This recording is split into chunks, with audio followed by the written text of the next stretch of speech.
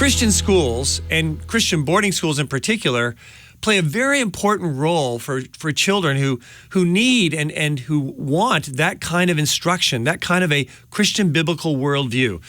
Well, we at Pacific Justice Institute are in the middle, folks, of defending a Christian boarding school that a very hostile state is trying to shut down as we speak. We're going to have the latest update on this very important precedent-setting case in the second half of this show, and you're definitely going to want to hear about this case. But in the first half of the show, I want to talk about what's going on in the United States of America, and then later, with regards to a particular case that we have dealing with religious freedom. Folks, right now in the United States today, we have an attack on religious freedom like never before. Parental rights, the sanctity of human life. There's a major war taking place. And we at Pacific Justice Institute are very committed to going to bat for people of faith, people who have their rights being trampled on. We do this all without charge, completely without charge. And we do it because of people out there like you who believe in what we do, who are supporting our work.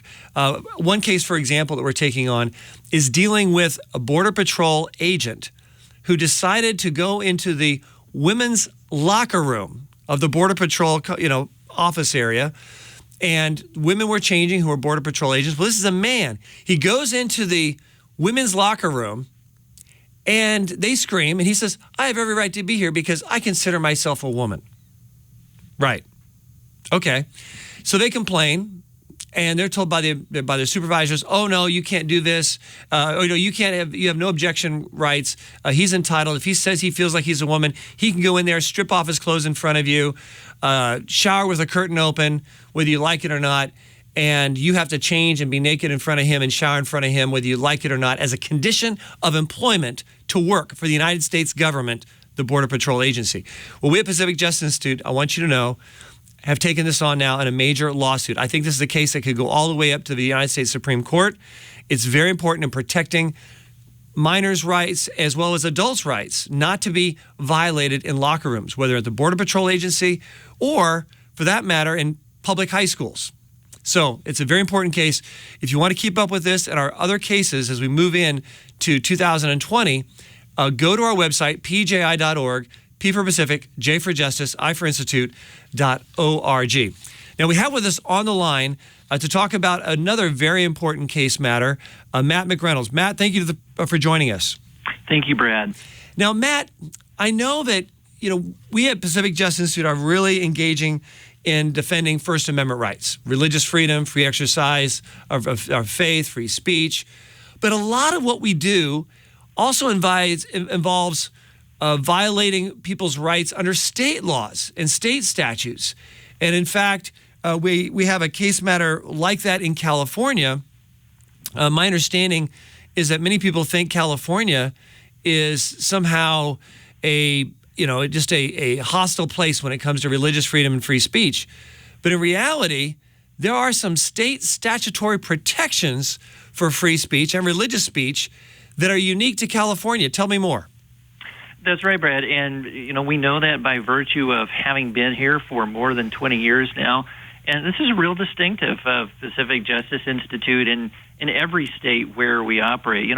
Sometimes we'll have clients reach out to us who have first reached out to other large national religious liberty groups, and they're told, "Oh, that's a matter of state law. We can't help you." And so we found state law to actually be a very important source of individual rights, and particularly in California, in the area of free speech. And Matt, I think it's so important you pointed this out in that other organizations out there, and they've done some good work, but they'll say, "Oh, we want just the big game, high-profile cases involving the United States Constitution. This is going to be a state matter. We're not going to touch it." And that's one of the things that makes us unique as an organization that I really respect with regard to the attorneys like you and the other attorneys we have, other 9 attorneys we have on staff, as well as the hundreds of volunteer affiliate attorneys across the country, is that we work hard to make sure that no one is left on the side of the road when it comes to religious freedom, parental rights, or the sanctity of human life, that no one is left behind and turned away if it falls in our mission statement. And so we go into the states And we're setting up offices in a number of states. We have an office in Oregon. We have an office in Washington State, in Nevada, in Colorado. We're looking at other states by God's will. We're wanting to go into other areas of parts of the country where it's desperately needed. And we're using state law effectively along with federal law as needed to defend the rights of our clients. And that's very unique. And it's I think it's very much appreciated.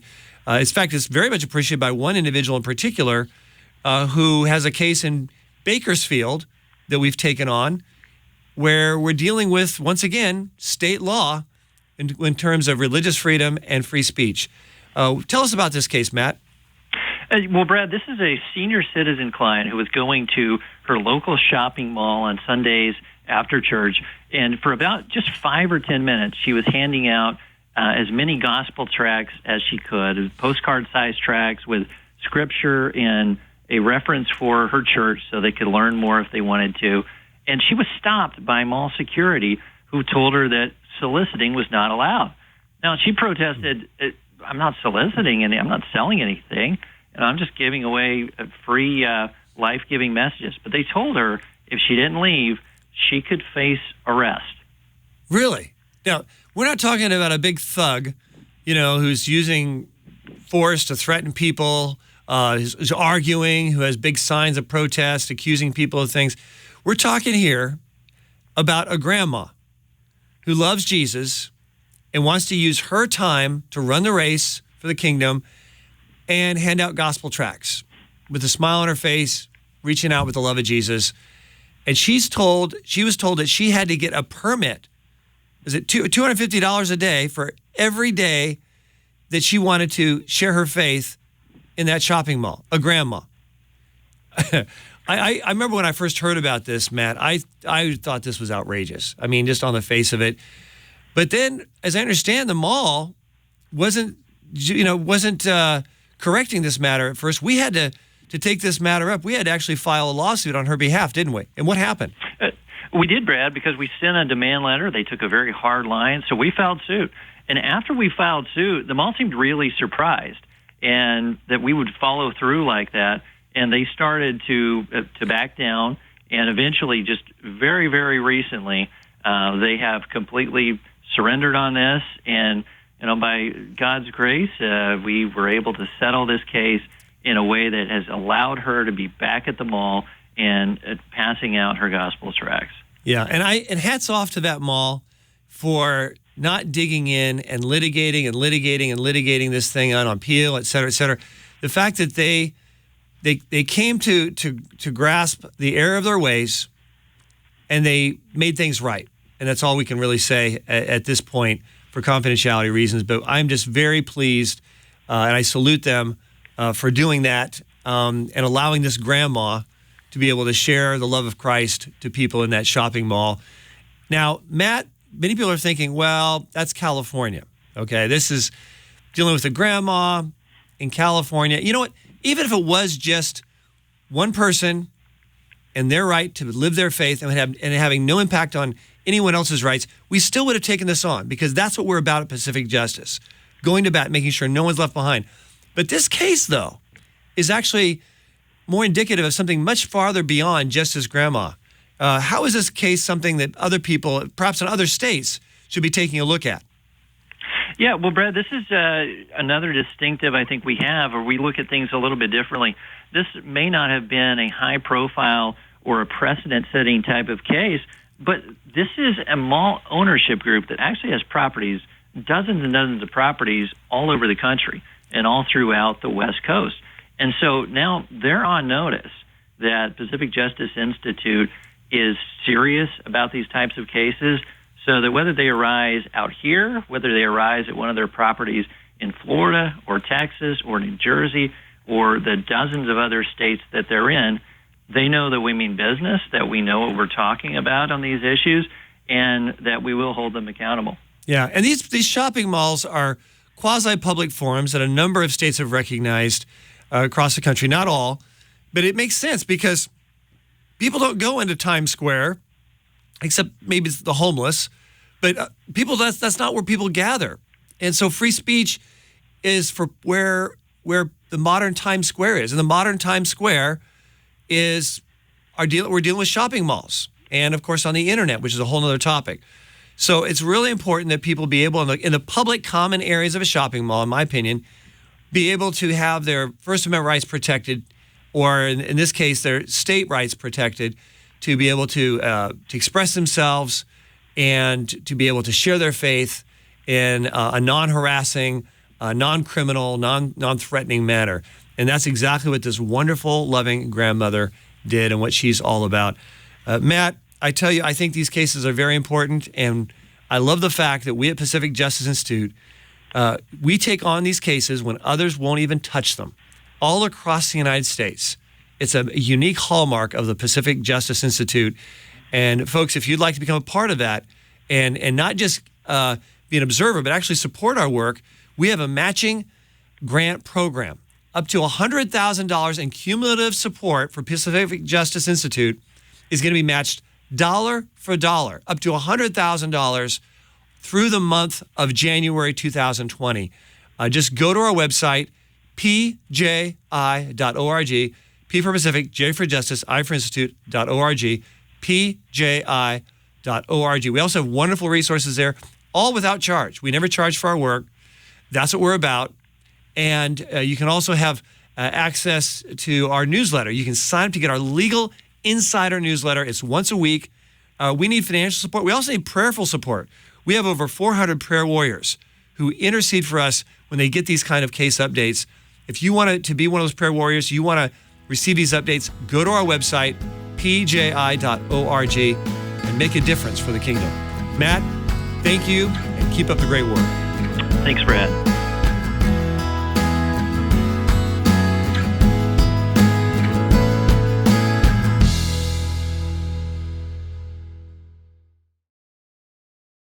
Given the choice of obeying God or the government, I believe Christians will obey God, even if there is hell to pay. Since the earliest days of our nation, America has stood for religious freedom. And after our independence was won, the crafters of America's Constitution enshrined religious liberty as the first of our American freedoms. These are our blood-bought freedoms that we get to own and operate and defend in this nation as Americans.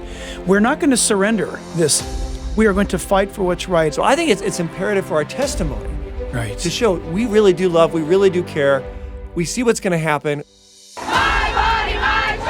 Bloody violence breaking out after Antifa protesters storm a Patriot prayer rally. Do you think religious institutions like colleges, churches, charities, should they lose their tax-exempt status if they oppose same-sex marriage? Yes. Parents across the state are keeping their kids home from school today. They say the new sex ed program is too inappropriate, adding the curriculum sexualizes children as young as kindergarten age.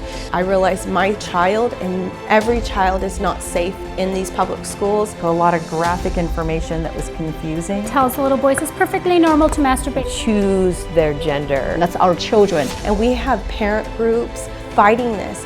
We were raided. Approximately 16 California Highway Patrol officers armed with 2 canine units. The real bottom line motivation for this, we've discovered, is the fact that the Department of Social Services and those who are behind this raid were actually wanting to shut this school down because they knew it was teaching from a Christian biblical worldview. I was stripped of chaplaincy, of being a volunteer, of being able to teach the Bible study. So what had Artis done that was so egregious? She had had a conversation with another resident of the home about the afterlife. I was at school one day and they were talking about sex education and how it was okay to have sex with the same marriage. And I then stood up and I said, no, that is not okay. And then I got kicked out of class. And we were able to draft a legal letter memo and sent it off to the principal. So now if I talk about God at school, I don't get in trouble. The Supreme Court has ruled the Peace Cross can stay right where it is on public land. The court said that, if they were to remove street signs and crosses like this, war memorials, just because of the fact that some see it in a religious context, that would actually violate the Establishment Clause by being state hostility to religion. As soon as we started the church, the neighbors looked at you a little funny, and all of a sudden we find ourselves embroiled in a lawsuit. An atheist threatened to sue our HOA because we use the Sunday morning facility. In the settlement, we got it squared away that we could meet on Sunday mornings, that we would not be discriminated against. The administration escorted me off campus with 2 police officers.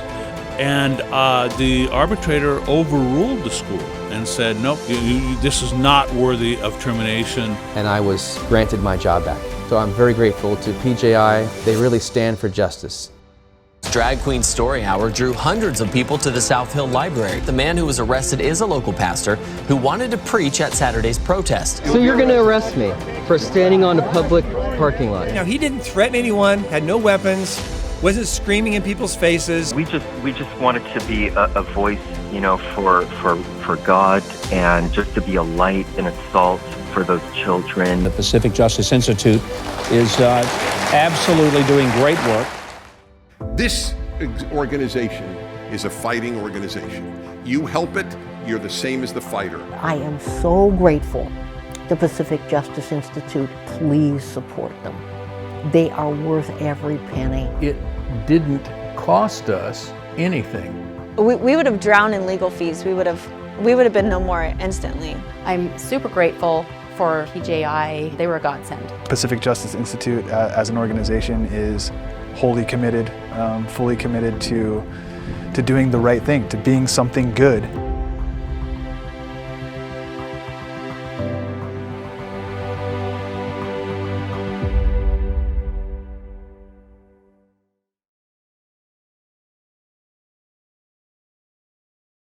And folks, once again, if you'd like to support the work of the Pacific Justice Institute, now is the perfect time to do it. We have a $100,000 cumulative matching grant being made available right now up through the end of January, up to the end of January. So just go to our website, pji.org. That's P for Pacific, J for Justice, I for Institute.org. And there you can make your contribution. It'll be matched dollar for dollar. In fact, if you sign up to be a monthly supporter, a regular monthly donor, it'll be matched dollar for dollar for the whole first year, for the first 12 months. So this is really fantastic, and we're very excited about it. And we really hope to take full advantage of this great opportunity that's before us. Also, when you go to the website, sign up to receive our Legal Insider. It's our weekly update. If you don't already have this, you'll definitely want to get this, because we update people on cases and things that are happening that oftentimes are not making the news, but are very important for people who appreciate religious freedom, parents' rights over their kids, the sanctity of human life. So go to our website, pji.org. That's P for Pacific, J for Justice, I for Institute.org. And a special thank you to the many people out there, the moms and dads, grandmas and grandpas, and others, and churches who choose to support the work of the Pacific Justice Institute around the country. As many of you know, we have hundreds of volunteer affiliate attorneys across the United States. We have 9 offices now across the United States, more offices than any other legal organization doing this work. And we work really hard uniquely to make sure that everyone gets help, that no one's left on the side of the road. It's very unique. It's what we do. So if you need help, contact us. Go to our website, pji.org. We'd love to help you and serve you. And I know our attorneys would love the opportunity to serve you as well.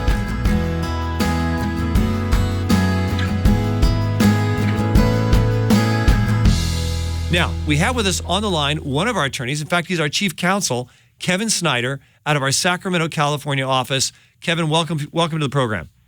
Good to be with you, Brad. Now, Kevin, you are working, I think, on what's probably one of the most important cases. We have over 40 cases in active litigation, so we've got a lot of cases, and they're all important. But this case, Kevin, I think is extremely important because of not only the facts about the case and how tyrannical this case is involving the state of California, but also the impact potentially across the country. To give the audience a little bit of a background, this case is dealing with Riverview Christian Academy. It's a Christian boarding school located in Northern California. And the state of California, the Department of Social Services, they're trying to shut it down. Now, Kevin, they first tried to shut it down with a raid on the school with, I understand, over a dozen SWAT team members, bulletproof vests, with guns, it had 2 canine units, social workers, flooded this wonderful, benevolent, private Christian school in a raid, and it didn't go so well for the people doing the raid. What happened? Well, they brought in, as you said, 16 investigators, 17 California Highway Patrol officers armed with 2 canine units, and they had a very broad FBI-style warrant with kick-down orders. They could kick doors down and that and whatnot. And they were allowed to, under the order, to search for 14 days. They were only there 5 hours and took some photographs, interviewed some students, and then they left. Yeah, and this school has children, students there on the premises. When these men with rifles and guns come in, kicking down doors, all this stuff, no warning. I'm sure these kids were traumatized. I know the parents were traumatized when they found out what had happened. How did law enforcement respond after 5 hours of going through everything? They didn't find anything, did they? They simply went and, like I said, took some photographs with their phone cameras and interviewed students, and then they just turned around and left. Yeah, they didn't find anything that was in any way illegal about this school. And I think it's important for people to notice this is what happened. And I'd like to say that it ended there, but it didn't. What happened next? Well, next they started to issue fines of $200 per day on this school. And this is the California Department of Social Services, correct? That's correct, Brad. Yeah. So the state of California, in this very intolerant aspect of government, Department of Social Services, is issuing fines. And this school decided it needed protection. We heard about this. We stepped up. We were asked to help them. We've stepped up. You're representing the school. What did we at Pacific Justice Institute do to respond to this tyranny that was taking place? We filed a court case in federal court trying to stop this. Unfortunately, the court bought into the narrative of the Department of Social Services. So people understand this fine was allegedly because they weren't under the purview of the Department of Social Services, but they're not a community care facility. They're a school, and they've been licensed under the California Department of Education for over 20 years, abiding by the law meticulously. But this state agency wants them under their authority instead. Why? What's the problem?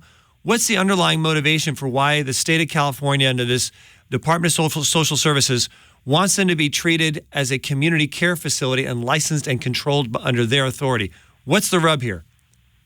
Well, the bottom line is that our client cannot be licensed by the state because of 3 things that would require. First, it requires that the Christian school provide religious services, activities, and spiritual counselors of the student's choice. Now, Christian school is for Christian teaching, and they can't simply let students follow their own spiritual path when their parents have enrolled them to go to a Christian school for that very purpose. Right. Second, the school is required, if they're to be licensed, they have to submit a training plan for its employees on LGBT cultural competency and sensitivity. So to put that in perspective, the state requires a religious institution to train its religious employees on things that are against its religion. And so that's a non-starter. Yeah, very, very intolerant and bigoted and hostile by the state of California, not to respect the rights of a private institution, a religious institution, a Christian boarding school, to have heaven forbid, a Christian worldview in how they operate and how they function and how they carry out their instruction. So they instead want this intolerant, leftist, extremist, radical LGBTQ agenda to be pushed and forced on this Christian boarding school. I find that irreprehensible and very hypocritical, I might add as well. Now, My understanding, Kevin, is that the state actually has filed a motion for preliminary injunction to actually shut the school down outright. Why are they doing this, and how are we defending the school?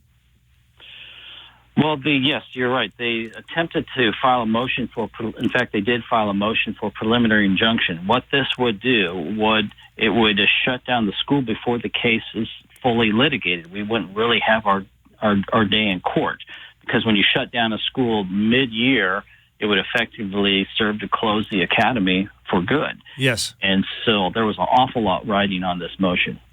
Okay, so they filed a motion. You argued on behalf of the school. You defended the school. What did you argue? What were the school's defenses? It's really quite simple, and that is there are two things. It's separation of church and state and freedom of speech. As the separation of church and state, the government overreaches when it attempts to regulate a religious institution on theological and moral issues. They just can't do that. Closely tied to that is freedom of speech, and that is the state has no business dictating to a Christian ministry on what it must or must not say on spiritual matters or teachings about right and wrong.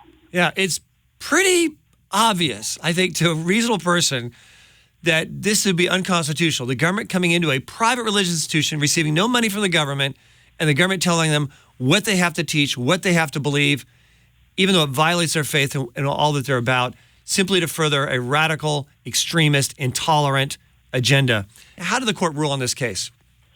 Well, the court agreed with us that the laws in question could cause irreparable harm to the First Amendment rights of the school, and they denied the government's motion. Yeah, and this is really important. Now, the case is not over. It's still going to trial, right? The state hasn't learned the error of their ways. They're still pushing forward, right?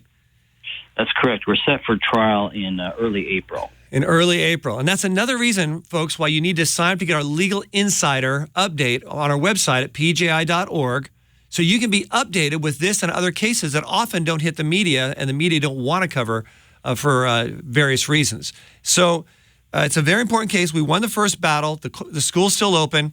Kevin, in short, how is this case important for people across the country? It's very important because we cannot have government telling religious institutions what they can teach and what they can't teach. There's no place for that in our system of government. And so this is very important. Unfortunately, states like California and others are over-regulating, and they've gotten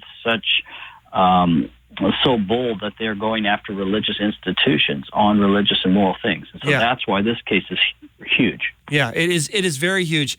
Folks, if you may be living in one of those states, say New York, Massachusetts, and New Jersey, perhaps Illinois, state of Washington, Oregon, or maybe you're in a city like, say, the city of Austin, Texas, and cities that are in, quote, red states, but actually are very intolerant and are beholden to this radical agenda.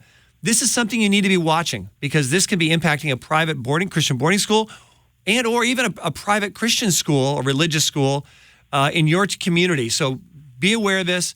Pray for the work of the Pacific Justice Institute. And once again, if you'd like to support our work, just go to our website, pji.org. We have a matching grant up to $100,000 as I speak. And it's a cumulative matching grant up to $100,000. If you feel called and led that what we're doing is important in your community and to go to bat and defend people of faith in your community, go to our website, pji.org. P for Pacific, J for Justice, I for Institute.org. And Kevin, keep up the great work. Thank you. It's good to be with you. Well, folks, there you have it. It's our God-given freedoms we're talking about. Now, let's choose to keep them. I'm Brad Dacus, president of the Pacific Justice Institute. Have a great weekend.